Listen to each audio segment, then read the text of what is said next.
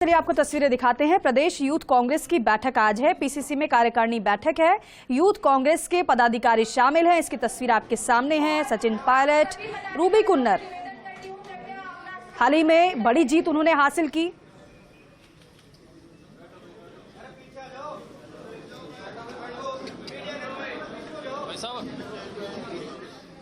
तो देखिए तस्वीरें आपको दिखा रहे हैं पीसीसी की। पीसीसी में कार्यकारिणी की ये बैठक है और क्योंकि काफी बदलाव भी संगठन में कांग्रेस ने हाल ही में किया भी है, जिम्मेदारियों का बंटवारा भी किया जा रहा है धीरे धीरे। लेकिन अब फिलहाल यूथ कांग्रेस के पदाधिकारी इसमें शामिल है। यूथ जिताता है बूथ, सबसे बड़ी बात होती है क्योंकि यूथ जितना एनर्जेटिक रहता है पार्टी के कार्य के लिए, उतना ही फायदा पार्टियों को मिलता है। और यही वजह है कि हर एक पार्टी की कोशिश होती है कि ज्यादा से ज्यादा संख्या में यूथ को अपनी पार्टी से जोड़ा जाए।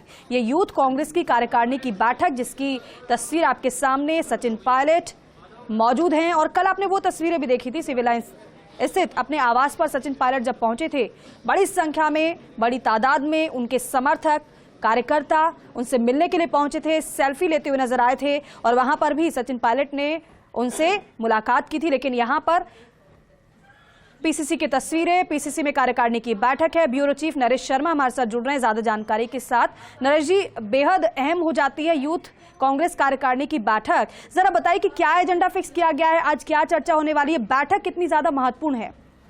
देखिए, यूथ कांग्रेस के जो नए अध्यक्ष बने हैं, नई जो नियुक्ति हुई है, उसके बाद ये पहली बैठक है कार्यकारिणी की। और दूसरे शब्दों में हम कह सकते हैं राजस्थान विधानसभा चुनाव परिणाम के बाद कांग्रेस की जो यूथ कांग्रेस विंग है उसकी ये पहली बैठक है। क्योंकि नया अध्यक्ष है, नई मीटिंग है और ऐसे में एक तो इंट्रोडक्शन होगा सभी का। और इस बैठक में जो पीसीसी के पूर्व अध्यक्ष है सचिन पायलट, वो भी पहुंचे हैं, वो भी मौजूद है। और साथ में जो यूथ कांग्रेस के अध्यक्ष है अभिमन्यु पुनिया, जो कि विधायक भी अभी चुने गए हैं संगरिया से, वो मौजूद है।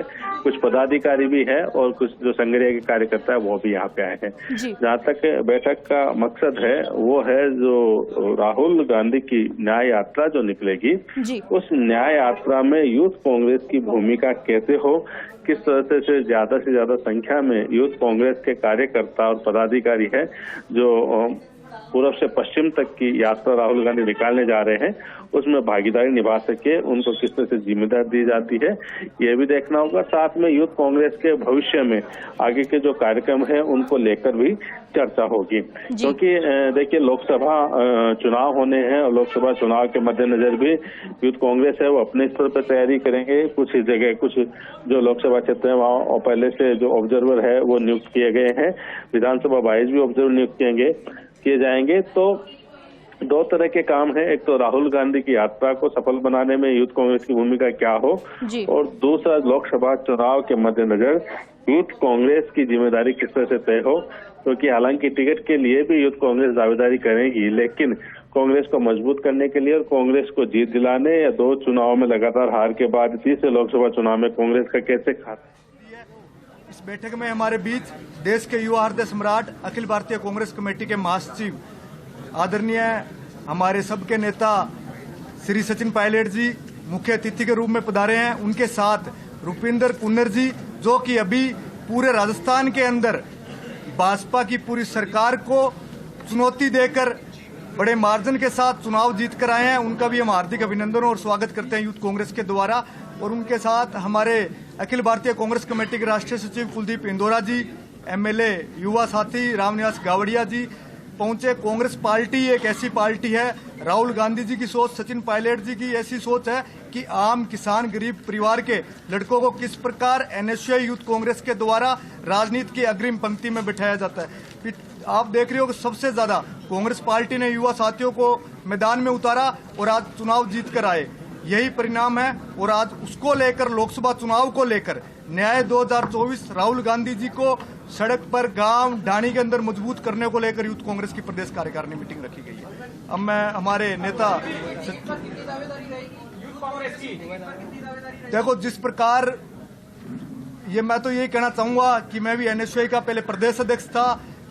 पायलट साहब जब पीसीसी में अध्यक्ष थे तो उन्होंने बहुत से युवाओं को टिकट दी। इस बार भी आप देखोगे नौजवानों को टिकट दी है। यूथ कांग्रेस के चुनाव के बाद आज मैं 42,000 से चुनाव जीत कर आया हूं, तो कहीं ना कहीं राहुल गांधी जी की सोच और सचिन पायलट जी की ये सोच है कि आप देख रहे हो। और लोकसभा चुनाव के अंदर हमें पूरी उम्मीद है कि युवा कांग्रेस के साथी, एनएसयूए के साथी लोकसभा चुनाव लड़ेंगे राहुल गांधी जी की मजबूती के लिए।